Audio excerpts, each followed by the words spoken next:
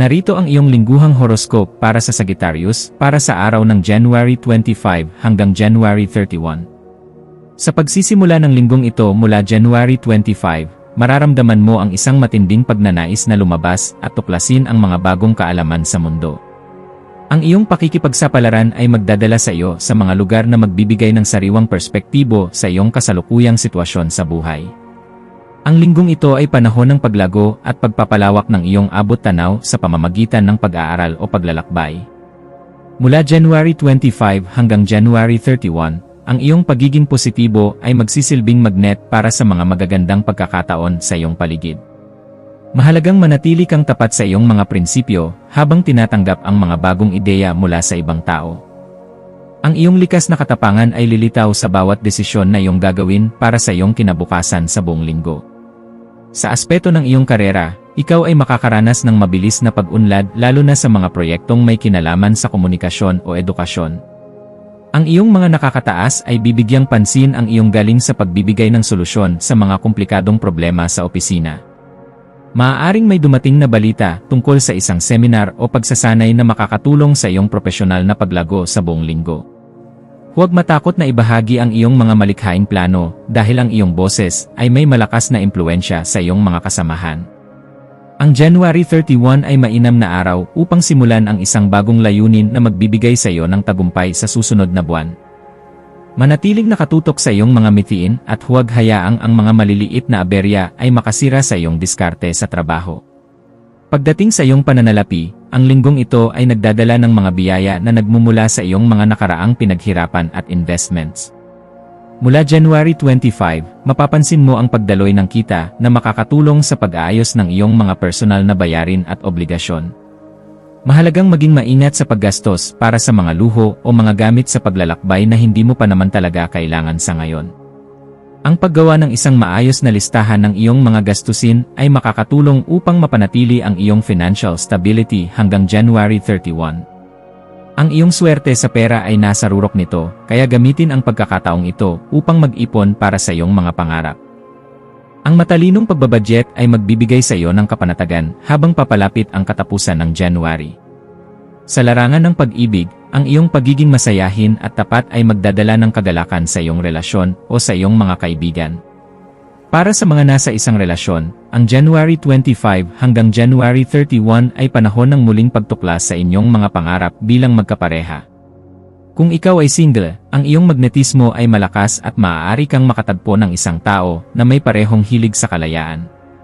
Ang pagiging bukas ng iyong puso sa mga bagong karanasan ay magbibigay sa iyo ng pagkakataon na makahanap ng tunay na koneksyon. Huwag hayaang ang iyong takot na makulong sa isang sitwasyon ay maging hadlang sa pagtanggap ng pagmamahal mula sa iba. Ang katapatan sa iyong nararamdaman ang siyang magiging susi sa isang masayang buhay pag-ibig sa linggong ito. Ang iyong kalusugan ay magiging masigla hanggat pinapanatili mo ang balanse sa iyong pagkain at regular na pag-ehersisyo.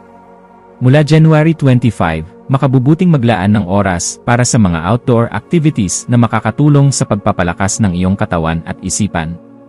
Ang sapat na pahinga ay kailangan pa rin kahit na marami kang gustong gawin at puntahan sa buong linggong ito.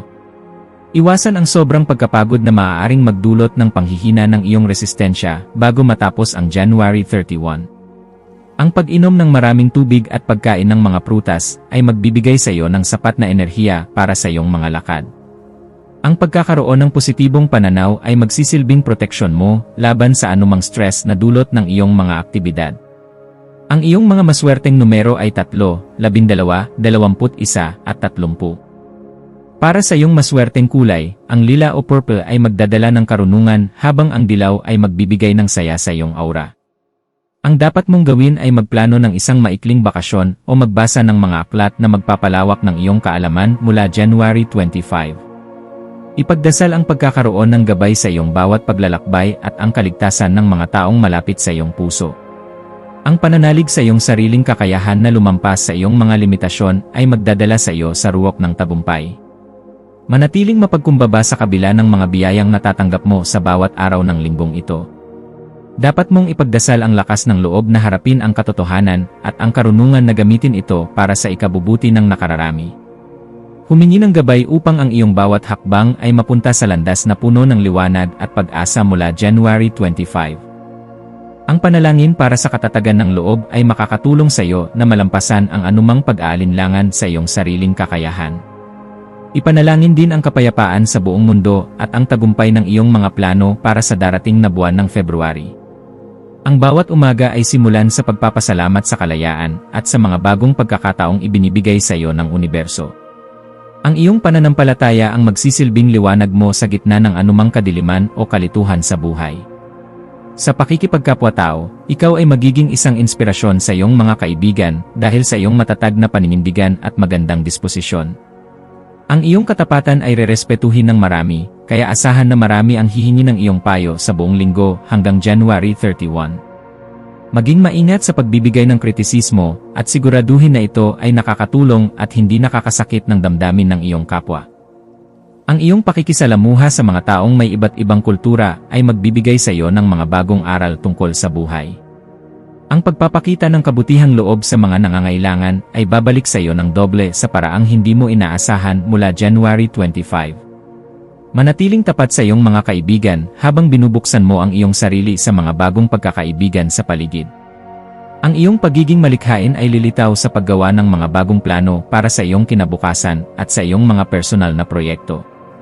Mula January 25, gamitin ang iyong imahinasyon upang makagawa ng mga paraan kung paano mo mapapabuti ang iyong kasalukuyang pamumuhay. Ang linggong ito hanggang January 31 ay mainam para sa pagsusulat ng iyong mga ideya o paggawa ng mga visual plans para sa iyong mga pangarap. Hayaan ang iyong talino na gumabay sa iyo sa pagpili ng mga tamang kagamitan at tao na makakatulong sa iyong mga adhikain. Ang pagpapahayag ng iyong sarili sa pamamagitan ng sining o pagsasalita ay magdadala sa iyo ng tunay na kagalakan at katuparan. Ipakita ang iyong galing ng may kumpiyansa at huwag mahiyang ibahagi ang iyong mga pangarap sa mundo. Sa loob ng iyong tahanan, mararamdaman ang isang atmosfera ng kalayaan at pagkakaisa kasama ang iyong mga mahal sa buhay. Maglaan ng oras upang makipag-usap ng malaliman sa iyong pamilya tungkol sa inyong mga plano para sa susunod na buwan mula January 25. Ang pag-aayos ng iyong mga gamit sa bahay na may kinalaman sa iyong mga hilig ay magbibigay sa iyo ng inspirasyon sa araw-araw. Iwasan ang pagkakaroon ng tensyon dahil sa iyong pagnanais na magsarili, ipaliwanag ng maayos ang iyong mga kailangan sa iyong mga kasama. Ang pagkakaroon ng suporta mula sa iyong tahanan ay magsisilbing lakas mo sa pagharap sa mga hamon sa labas hanggang January 31. Ang iyong bahay ay dapat maging lugar kung saan malaya kang maging ang iyong tunay na sarili sa bawat sandali. Sa emosyonal na antas, makakaranas ka ng matinding kagaanan kapag naramdaman mong wala nang humahadlang sa iyong mga pangarap. Mula January 25, mahalagang pakawalan ang mga negatibong damdamin na nagmumula sa mga taong hindi naniniwala sa iyong kakayahan. Ang iyong emosyon ay magiging masigla, kaya gamitin ito upang magbigay ng lakas ng loob sa iyong sarili at sa ibang tao sa paligid. Ang January 31 ay panahon ng pagpapasalamat sa lahat ng mga hamon na nagpatibay sa iyong pagkatao nitong mga nakaraang araw. Ang pagtanggap sa iyong sariling mga pagkakamali ay magbibigay sa iyo ng karunungan na hindi mo makukuha sa anumang aklat. Manatiling matatag sa iyong paniniwala na ang lahat ng bagay ay nangyayari para sa iyong ikabubuti sa huli. Ang espiritualidad ay magiging malakas na sandigan mo habang hinahanap mo ang mas malalim na kahulugan ng iyong paglalakbay sa mundo.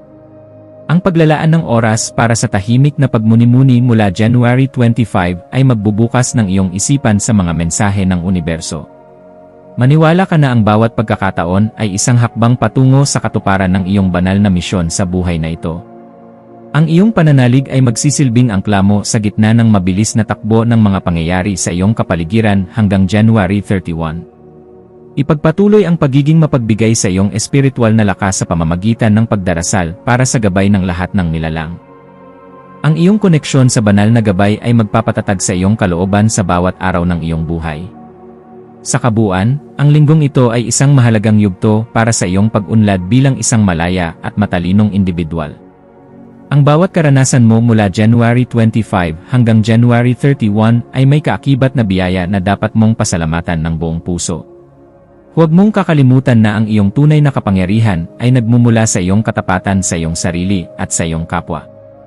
Ang iyong determinasyon na maging mas mabuti sa bawat araw ay magbubunga ng tagumpay na tatagal ng mahabang panahon. Manatiling nakatapak sa lupa habang inaabot mo ang pinakamataas na bituin ng iyong mga pangarap sa karera. Ang linggong ito ay magtatapos ng may malaking pasasalamat dahil sa iyong mga nakamit na maliliit at malalaking panalo. Maging handa sa mga bagong pinto na magbubukas para sa iyong karera at personal na buhay sa pagtatapos ng buwang ito. Ang bawat pagkakataon na darating ay dapat mong yakapin ng may bukas na isipan at pasasalamat sa iyong may kapal mula January 25. Ang iyong paglalakbay ay puno ng inspirasyon na magbibigay ng pag-asa sa mga taong nawawalan na ng tiwala sa kanilang sarili. Maniwala ka sa iyong sarili at sa iyong kakayahang lumikha ng isang buhay na puno ng kagalakan at katuparan sa lahat ng aspeto. Ang iyong lakas ay nasa iyong paniniwala, at ang iyong tagumpay ay nasa iyong pagtitiwala sa daloy ng tadhana sa araw-araw. Magtiwala sa banal na plano at hayaan itong dalhin ka sa tamang direksyon na nakalaan para sa iyong ikabubuti. Sa huling araw ng linggo, January 31, maglaan ng oras upang magmuni-muni sa lahat ng mga aral na iyong natutunan. Ang pagtatapos ng January ay nagdadala ng mga bagong simula na magbibigay sa iyo ng lakas para sa darating na buwan ng February. Handa ka na ngayon na harapin ang mas malalaking pakikipagsapalaran ng may sapat na baon na karanasan at karunungan sa isip. Ang iyong pagiging Sagittarius ay isang regalo na nagbibigay sa iyo ng kakayahang makita ang kagandahan sa bawat sitwasyon ng buhay. Manatiling maging liwanag sa iba at huwag mapagod sa paghahanap ng katotohanan sa bawat aspeto ng iyong pamumuhay sa mundo. Ang iyong kinabukasan ay maliwanag at puno ng posibilidad hanggat ikaw ay nananatiling tapat sa iyong misyon at pangarap.